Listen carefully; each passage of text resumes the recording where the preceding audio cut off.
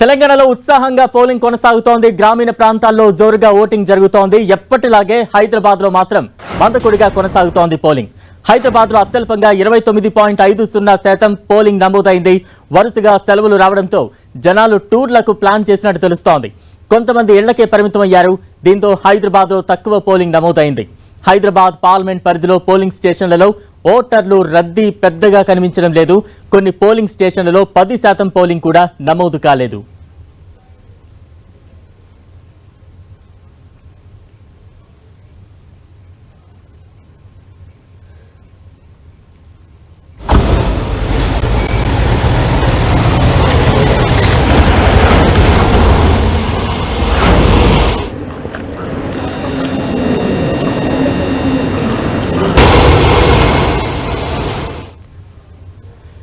తెలంగాణలో మొత్తం 17 లోక్సభ స్థానాలకు పోలింగ్ చాలా ప్రశాంతంగా కొనసాగుతోంది.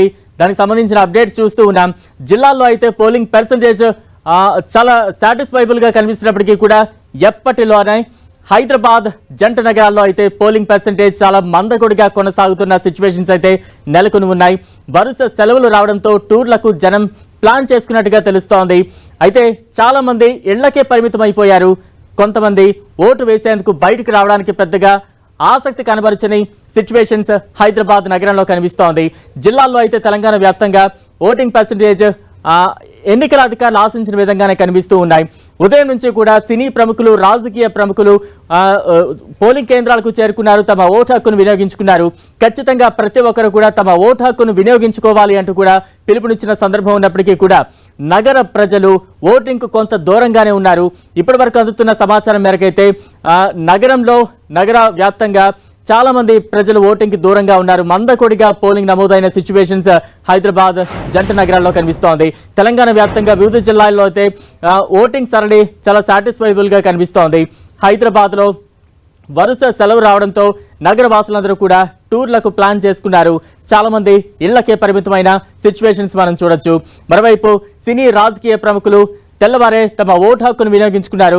ప్రస్తుతం స్క్రీన్ మీద విజువల్స్ కూడా చూస్తూ ఉన్నాం. కేంద్ర మంత్రి కిషన్ రెడ్డి కావచ్చు, మాధవీలత కావచ్చు, బండి సంజయ్ కావచ్చు, ఇలా రాజకీయ సినీ ప్రముఖులందరూ కూడా తమ ఓటు హక్కు వినియోగించుకున్నారు. ఓటు హక్కు ప్రాధాన్యతను కూడా ప్రతి ఒక్కరూ వివరించారు. అయినప్పటికీ కూడా నగర ప్రజలు చాలా మంది ఇంటికే పరిమితం అయ్యారు. ఎప్పటిలానే నగరానికి సంబంధించి సిటీ పర్సంటేజ్ అయితే పెద్దగా పెరిగిన దాఖలాలు అయితే కనిపించట్లేదు.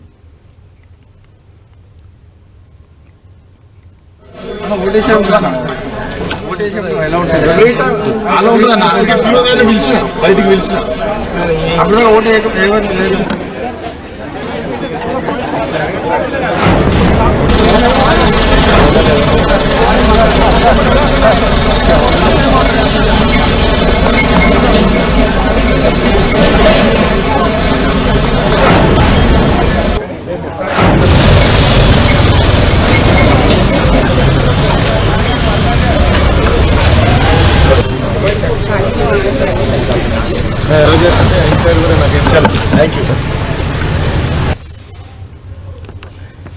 రైట్, తెలంగాణలోని 17 లోక్సభ స్థానాలు అలాగే సికింద్రాబాద్ కంటోన్మెంట్ ఉప ఎన్నికకు సంబంధించిన తాజా అప్డేట్స్ అయితే మనం చూస్తూ ఉన్నాం.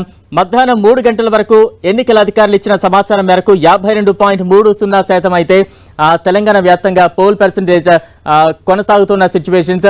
ఉదయం అంతా కూడా చాలా ఎక్కువగా అధిక సంఖ్యలో ఓటర్లు బారులు తీరారు. మధ్యాహ్నం కొంత మందకొడిగా పోలింగ్ కొనసాగుతోంది. సాయంత్రం అంటే సుమారు ఇప్పుడు గంట వరకే సమయం ఉంది. 6 గంటలకు పోలింగ్ సమయం ముగుస్తోంది. 6 వరకు కూడా క్యూ లైన్లో ఉన్న వరకు ఓటు వేసే అవకాశం అయితే ఈజీ కల్పిస్తోంది. రైట్, ఇక గంట సమయం ఉంది కాబట్టి ఈ లోపు ఏమైనా ఓట్ పర్సంటేజ్ కొంత పెరిగే ఛాన్సెస్ ఉన్నాయనే ఒక విశ్లేషణలు, ఒక ఆసక్తి అయితే ప్రతి ఒక్కరిలో కూడా కనిపిస్తోంది. ప్రస్తుతం అందుతున్న సమాచారం మేరకైతే మధ్యాహ్నం 3 గంటల వరకు తెలంగాణ వ్యాప్తంగా 52.30% ఓటింగ్ నమోదైంది. జిల్లాల్లో అయితే అత్యధికంగా పోల్ పర్సంటేజ్ కంటిన్యూ అవుతోంది. ఎప్పటిలానే నగరంలో నగర ఓటర్లు ఓటింగ్ కు దూరంగా ఉన్న సిచ్యువేషన్స్ అయితే కనిపిస్తూ ఉన్నాయి. హైదరాబాద్ లో అయితే భారీగా పోలింగ్ శాతం తగ్గిందని మనం చెప్పొచ్చు. తాజా అప్డేట్స్ అందించేందుకు మా ప్రతినిధి కొండల్ సిద్ధంగా ఉన్నారు. కొండల్, అంటే ఎటువంటి పోలింగ్ సరళి కొనసాగుతోంది? ఇంకా గంట పాటే సమయం మనకి కొనసాగుతూ ఉంది. ఈ లోపు ఏమైనా ఓటింగ్ పర్సంటేజ్ పెరిగే ఛాన్సెస్ ఎంతవరకు ఉన్నాయంటారు? ప్రస్తుతానికి అయితే హైదరాబాద్ 29.47% మాత్రమే పోలైన పరిస్థితి ఉంది. ఇది 3 గంటల వరకు. ఇక ఇంకొక గంట సమయం ఉంది. ఇంకొక గంట ముందుకు రావాల్సిన పర్సెంటేజ్. ఈ నేపథ్యంలో ఏ మేరకు పెరుగుతుందో చూడాల్సి ఉంది. గత ఎన్నికల్లో 44% మాత్రం పరిమితమైంది. ఈసారి ముఖ్యంగా చూసుకుంటే రాష్ట్ర వ్యాప్తంగా చూసుకుంటే 52% పోలింగ్ శాతం నమోదైతే జంట నగరాల్లో 2 చోట్ల కూడా చాలా తక్కువ పర్సెంటేజ్. ఇప్పటి వరకు 3 గంటల వరకు జరిగిన పర్సెంటేజ్ అయితే సికింద్రాబాద్ అటు హైదరాబాద్ 2 చోట్ల కూడా పర్సెంటేజ్ చాలా తక్కువగానే నమోదైంది. సికింద్రాబాద్ 34%, హైదరాబాద్ 29%. ఈ నేపథ్యంలో అసలు ఎందుకు ఇంతగా ఓటింగ్ వైపు రావట్లేదు, పోలింగ్ కేంద్రం రావట్లేదు అన్నది ఒక చర్చ జరుగుతుంది. ఈ పర్సెంటేజ్ పెంచేందుకే ఒకవైపు ఈసీ, ఎలక్షన్ కమిషన్ అనుకోండి, రాజకీయ పార్టీలు అనుకోండి, సెలబ్రిటీస్ అనుకోండి, పూర్తి స్థాయిలో అవేర్నెస్ తీసుకొచ్చినప్పుడు కూడా నగర ఓటర్ మాత్రం పోలింగ్ కేంద్రానికి రావడం లేదన్నది చాలా స్పష్టంగా అర్థమవుతున్న పరిస్థితి ఉంది. దీంట్లో సికింద్రాబాద్, హైదరాబాద్ విషయానికి వస్తే కొంత భిన్నమైన వాతావరణం ఉంటుంది.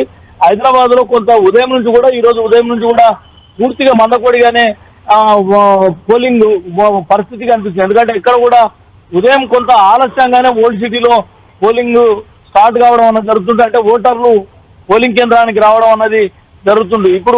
ఇప్పుడిప్పుడే కొద్దిగా పోలింగ్ సెంటర్ లో పబ్లిక్ కనిపిస్తున్న పరిస్థితి ఉంది. ఏదేమైనప్పుడు కూడా ఈ పర్సెంటేజ్ తగ్గడం అన్నది మాత్రం కొంత ఆందోళన కలిగించే అంశమే. అదేవిధంగా ఇంత అవేర్నెస్ కార్యక్రమాలు తీసుకొస్తున్నప్పటికీ కూడా